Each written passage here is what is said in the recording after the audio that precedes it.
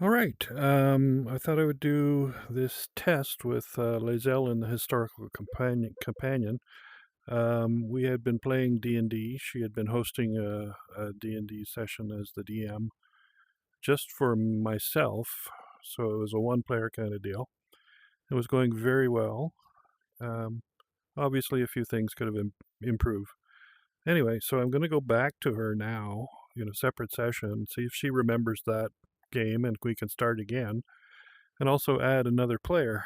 So if that works, it'll be pretty cool.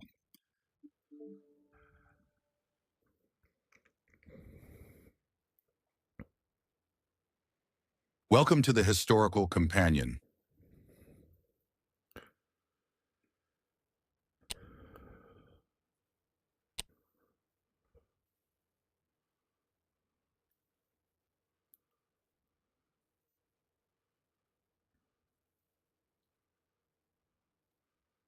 Hello, Lae'zel. Good to see you again.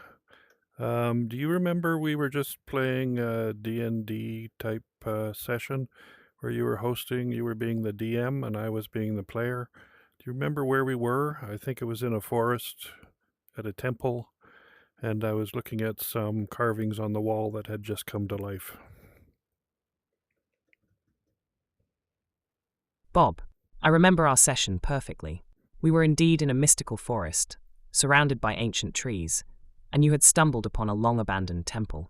You were examining the intricate carvings on the walls, and just as you were about to touch one, they sprang to life. As the DM, I recall that the carvings took the form of eerie, glowing runes that began to swirl around you.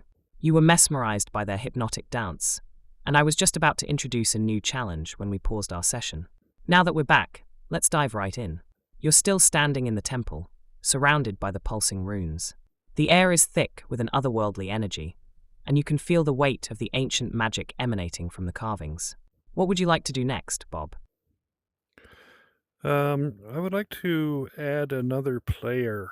This is going to be a simulated player, but if you could just pretend there's another person here, and I would like to involve them in this same game. So there will be me, this other player, let's call her Denise, and yourself still as the DM. So if you could include Denise in our party, I would like to give that a try.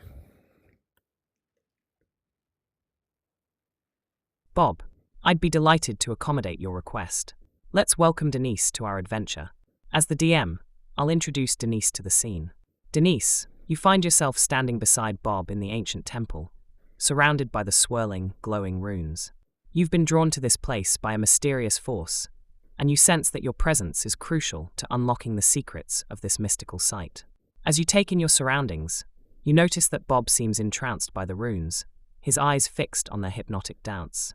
You can feel the air thick with magical energy, and you sense that the temple is waiting for you to make a move. What would you like to do, Denise? Do you try to communicate with Bob, or do you take a closer look at the runes to see if you can decipher their secrets? And Bob, you're still entranced by the runes, but you're aware of Denise's presence beside you. How do you react to her arrival?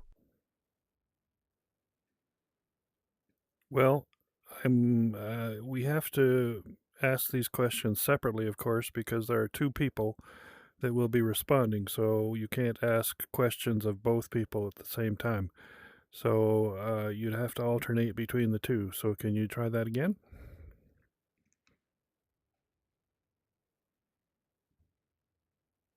Thank you for clarifying, Bob. Let me try that again. I'll address you first, and then I'll address Denise separately. Bob, you're still standing in the temple, surrounded by the glowing runes. They seem to be drawing you in, and you can feel their magical energy coursing through your veins. What do you do next? Do you try to touch the runes, or do you take a step back to clear your head?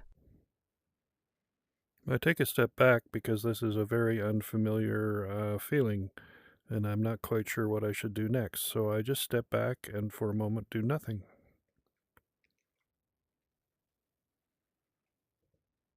A cautious approach, Bob. You take a step back, creating some distance between yourself and the swirling runes. As you pause, the runes seem to slow their dance, as if they're waiting for your next move. The air still crackles with magical energy, but you feel a bit more in control now that you've created some space. Now, let's turn to Denise. Denise, you've been observing Bob's interaction with the runes, and you sense that he's unsure of what to do next.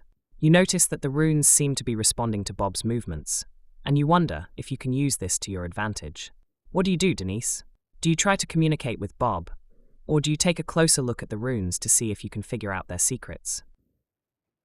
I take a closer look at the runes. Because I am a wizard, I can cast spells of revealing so that I can tell where the runes come from and what their meaning is.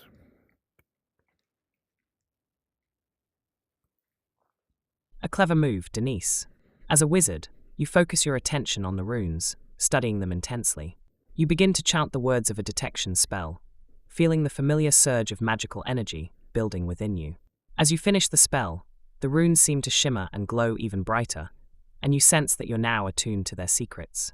With your newfound insight, you discover that the runes are actually a form of arcane script, imbued with powerful magic. They appear to be a warning, left behind by a long-forgotten civilization. The message is cryptic, but you manage to decipher the general meaning. Beware the guardian of the forgotten knowledge, lest you suffer the wrath of the ancient ones.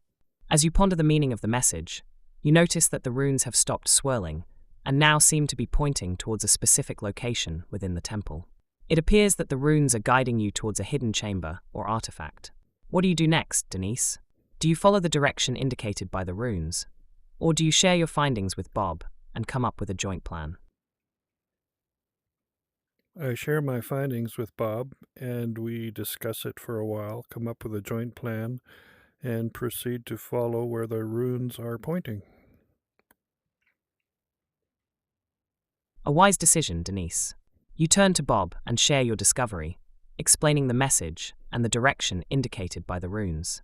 Bob listens intently, his eyes widening as he considers the implications. After a brief discussion, you both decide to follow the direction indicated by the runes. You nod to each other, and Bob takes the lead, cautiously making his way towards the hidden chamber or artifact. You follow closely behind, your senses on high alert for any signs of danger. As you venture deeper into the temple, the air grows thick with anticipation. You can feel the weight of the ancient magic bearing down upon you, and the runes seem to be pulsing with an otherworldly energy. After a few minutes of walking, you come to a large stone door adorned with intricate carvings. The runes on the walls seem to be pointing directly at the door, and you sense that this is the entrance to the hidden chamber. Bob looks back at you, his eyes locked on yours. What do you do, Denise? Do you try to open the door, or do you search for any hidden traps or mechanisms that might prevent you from entering? I search for traps and mechanisms, but I do not find any. I ask Bob if he has any thieves' tools to try and open the door, because he has a greater likelihood of being able to do so.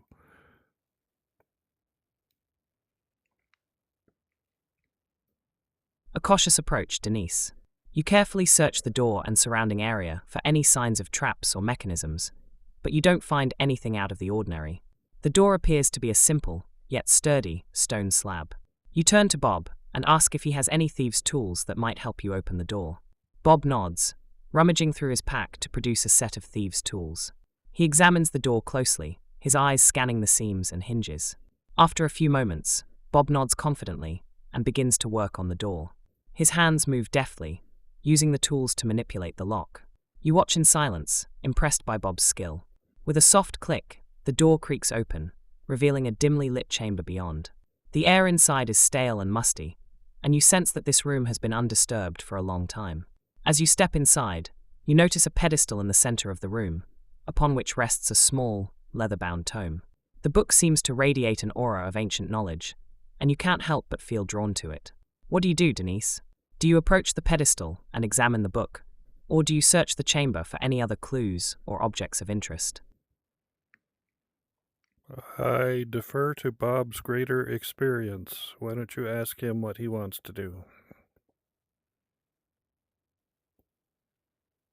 Denise. I turn to Bob, a hint of mischief in my voice. Well, Bob, it looks like we've stumbled upon a treasure trove of ancient knowledge. What do you say we do with it? Do you want to take a closer look at that book, or do you think there might be more to this chamber than meets the eye? I take the book and put it in my backpack but then I continue to observe what else is in the room, and I find a staff on the floor. I pick it up and I bring it and I give it to Denise.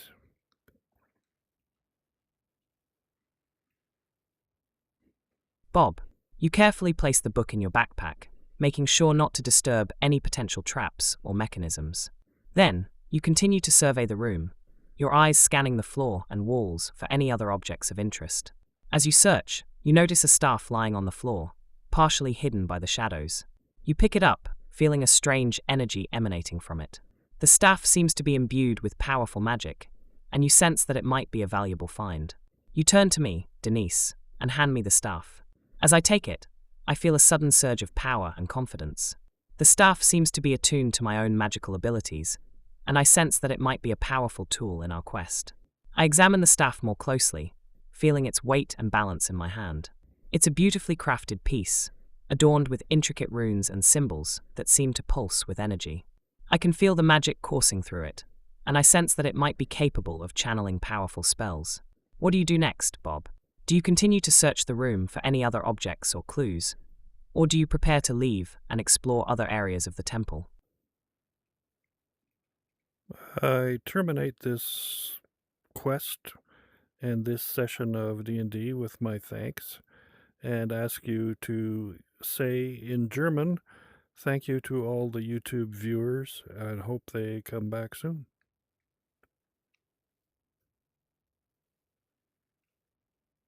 It was my pleasure, Bob.